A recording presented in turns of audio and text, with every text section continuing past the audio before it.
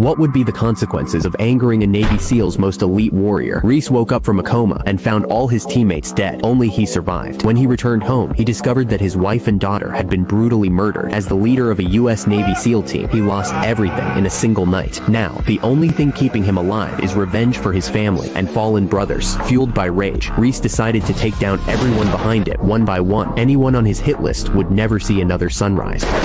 He snuck into the target's place, faked the scene perfectly, and walked away clean. First target gone. Before he died, the man gave up one name, Saul. He called in his old buddy Ben for help. Once they tracked Saul's location, Reese made his move. That very night, Saul was brushing his teeth when suddenly the living room speakers turned on. He stepped out, confused, but the next second, Reese pulled a plastic bag over his head and slammed him onto the bed. He sealed the bag tight and tied Saul's hands with zip ties. In just seconds, Saul passed out from suffocation. When he came to, Reese cranked the music all the way up. Saul screamed for help, but the guards outside couldn't hear a thing. The interrogation began, and Saul cracked fast. He said it was Steve, the CEO of Capstone. Steve was into every kind of dirty deal, even working with the military. But Saul only knew the project's codename. He begged Reese to let him go. Then Reese hit him with one last question. Did you send the people who killed my family? Saul froze. That's when he knew he was dead. He finally confessed. It was Steve's lawyer, Marcus. He'd hired 2 hitmen from Mexico to kill Reese's wife and daughter. Now that Reese had the truth, he pulled out a syringe of poison and slowly injected it into Saul's neck. Saul died quietly in his own mansion. Reese then sent an encrypted message to a journalist, asking her to dig into a project called RD-4895. What he never expected was that 3 senior Navy officials were involved. But Reese didn't hesitate for a moment. He kicked off the next phase of his revenge. First, he had Ben pose as a federal agent and track down a Navy colonel trying to flee. They tied up the colonel's family at the beach. Reese wanted him to feel what it's like to lose everything, but he didn't hurt them. He just needed leverage. If the colonel did what Reese said, his wife and kid would walk free. Soon, the colonel walked into the admiral's office. Before the admiral could react, he handed him a phone. On the other end was Reese. The admiral wasn't scared. He snapped back. You